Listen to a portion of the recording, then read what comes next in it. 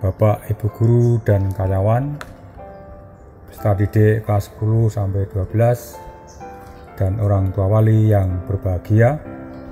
Selamat pagi, berkah dalam. Pagi ini kita akan belajar dari tokoh Petrus dalam permenungan bulan kitab suci nasional hari ini. Kali ini kita akan mengenang kembali kisah Petrus, sang nelayan menjadi penjala manusia. Saya mendapat jatah untuk mengulas tema orang berdosa yang dipercaya oleh Tuhan.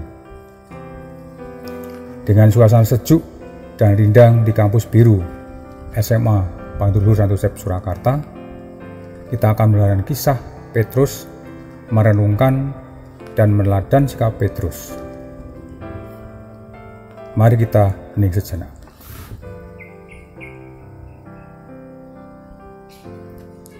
Dalam Bapa dan Putra dan Roh Kudus. Amin.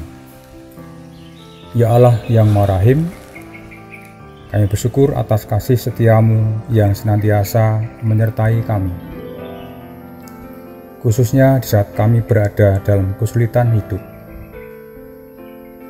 Terima kasih karena pada kesempatan ini Engkau telah memberikan kesempatan untuk melihat Petrus, sang penjala manusia.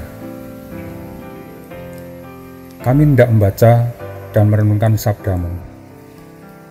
Terangilah kami semua dengan kuasa Roh Kudus-Mu, agar kami dapat memahami kebenaran sabdamu, agar kami dapat mengatur hidup kami seturut kehendak-Mu. Demi Kristus Tuhan dan pengantara kami. Buder akan menyampaikan bacaan dari Lukas, tapi tidak semuanya. Hanya saya potong untuk ayat-ayat yang memang ada hubungannya dengan tema orang berdosa yang dipercaya oleh Tuhan. Ketika Simon Petrus melihat hal itu, ia pun tersungkur di depan Yesus dan berkata, "Tuhan, pergilah dariku, karena aku ini seorang berdosa." Sebab ia dan semua orang yang bersama-sama dengan dia takjub oleh karena banyaknya ikan yang mereka tangkap. Demikian juga Yakobus dan Yohanes, anak-anak Zebedius, yang menjadi teman Simon. Kata Yesus kepada Simon, "Jangan takut, mulai sekarang engkau akan menjala manusia." Para saudara, kita tidak asing dengan kisah Petrus, sang penjala manusia. Pada awalnya Petrus adalah seorang nelayan. Seorang nelayan itu tahu kapan ada ikan, kapan tidak ada ikan, waktunya atau bulannya kapan. Tidak diragukan. Dalam kisah Petrus, sang penjala manusia, mukjizat penangkapan ikan yang dialami oleh Simon Petrus menunjukkan bahwa Yesus yang menyuruhnya menebarkan jala itu adalah Tuhan yang Maha Kuasa. Ia berkuasa untuk memerintahkan alam, dan alam pun taat kepadanya. Dialah Tuhan yang kita percaya dan kita sembah. Walaupun demikian, ia datang dalam kehidupan manusia di dunia ini dan menyatakan diri kepada kita. Banyak peristiwa hidup kita sehari-hari, kadang kita lupa untuk melihat apa sih makna dari peristiwa yang kita hadapi. Di hadapan Tuhan yang Maha Kuasa itu, Simon menyadari siapa dirinya. Ia sujud di depan Yesus lalu berkata, "Tuhan, pergilah dari hadapanku, karena aku ini seorang berdosa." Mengakui bahwa Petrus orang yang berdosa, tidak bisa mengandalkan diri sendiri. Kita mempunyai kecenderungan kepada dosa, dan dengan kekuatan sendiri, kita tidak sanggup mengalahkan dosa. Contoh, kita sehabis mengaku dosa, kita keluar dari kamar pengakuan, kita sudah masuk dalam dunia dosa lagi. Walaupun demikian, Tuhan meminta Simon untuk mengikuti dia dan menjadikannya penjala manusia. Ia mempercayakan tugas kepada Simon untuk memberitakan karya keselamatan yang dikerjakannya untuk manusia. Hal yang sama berlaku untuk kita yang percaya kepada Tuhan Yesus.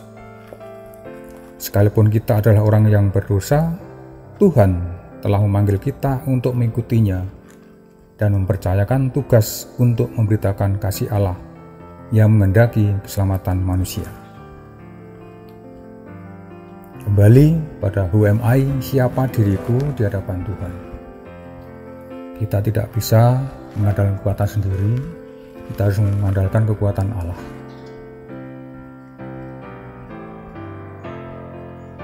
Ada ungkapan, biasanya orang yang banyak dosa dapat menghormati orang baik.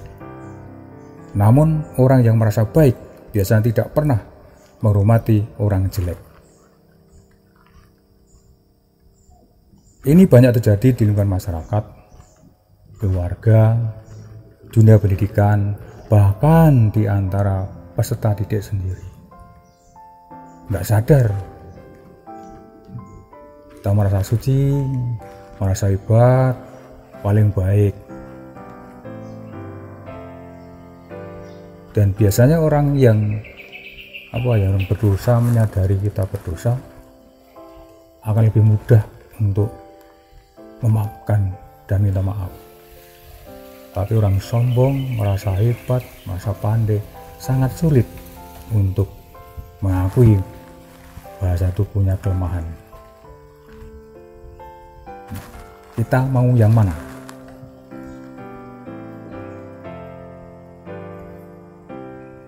Yesus mengajak kita, menyadarkan kita untuk menyadari diri kita sendiri. Kita adalah orang berdosa, mengakui kelemahan kita, namun kita dipercaya oleh Tuhan untuk mengemban tugas yang dipercayakan kepadanya, yakni mewartakan kabar gembira dengan tugas kita masing-masing sebagai pelajar, sebagai orang tua, sebagai guru, sebagai karyawan. Mari kita hening sejenak.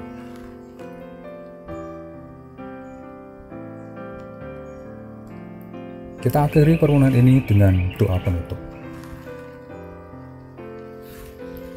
Ya Allah yang Maha Cinta, kami bersyukur atas sabdamu yang menginspirasi kami.